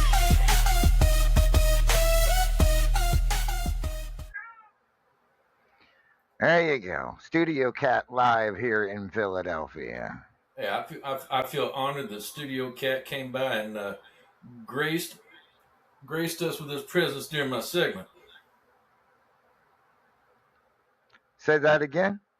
I said, I'm honored that Studio Cat graced the studio with her presence during my segment. You know, Cats was worshipped in the Eastern Paragon and tell you all about that. Oh. Ah, shoot. Studio Cat. Yep. At any rate. All right. Hate to shuffle you off. Getting a little bit late here. Just any final thoughts you have about this on this 4th of July? 250 years, America. Fair enough. All right. Thank you very much. All right. Appreciate your time tonight. You have a good night, sir. You too, y'all have an excellent one. All right. Well, folks, we're about out of time. Don't forget, tomorrow night, 7 p.m. Eastern Standard Time, right here on the RAWF network. It will be a RAWF Philadelphia Freedom. And it has been a hell of a history with Philadelphia Freedom. As I said, I mean, our first one was in 2013. It came back in 2015. It skipped a year, but ever since then, it has been a staple in RAWF every July. And we're glad to be able to bring it to you for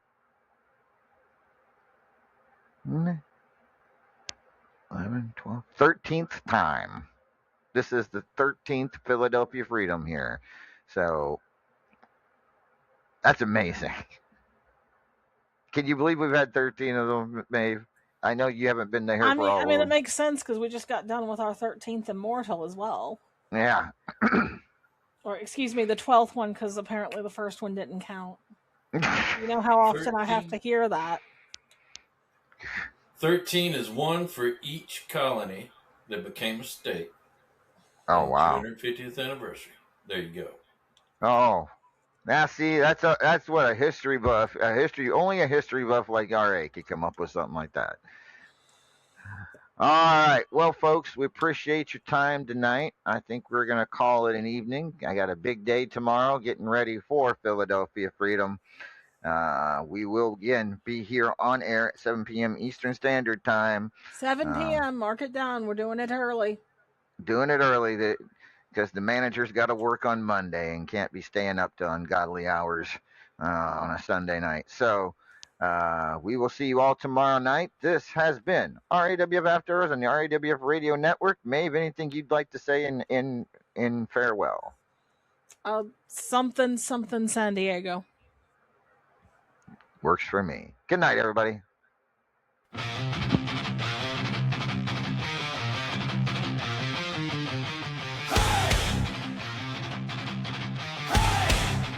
RAWF